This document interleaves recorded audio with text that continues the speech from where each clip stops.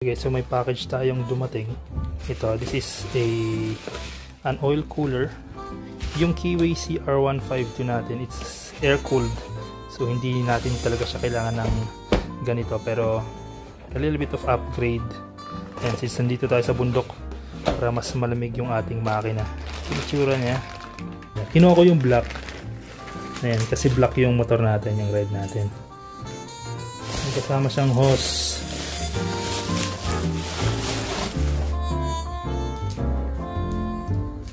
Yan, ito nilalagay ito dito. And then of course yung isa dito. And then accessories pa siya. Ito, I think this is filter. Ikakabit yata ito dito. Ganyan. Ganyan siya. Bago mo ikabit dito. Yan. Ito yung papunta dun sa ating mismong engine. Dun sa drain plug. Ito yung ikakabit natin. Bale, dalawa dito yung hose. Pag ganyan. Of course, yung mga connector natin, bracket, ikakabit na natin to.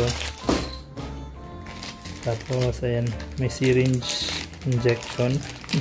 injector para dun sa ating kung mag-change oil tayo. Okay, so ito nakuha natin to sa Shopee, so install na lang natin to sa ride natin. Ayan, so ito yung ride natin. Ayan, kakatapos lang ng ulan, so medyo basa siya, medyo dusty na rin, no? Ayan, dusty na siya. So itong oil filter natin, ito, sabi ko nga, hindi talaga natin to kailangan kasi air cooled naman itong makina natin. Pero dito siya ilalagay, oh. Ayan, dyan banda. Ang problema, itong fender natin. So kailangan natin tong bawasan. Kailangan actually natin tong tanggalin, itong area na to. So puputulin natin to.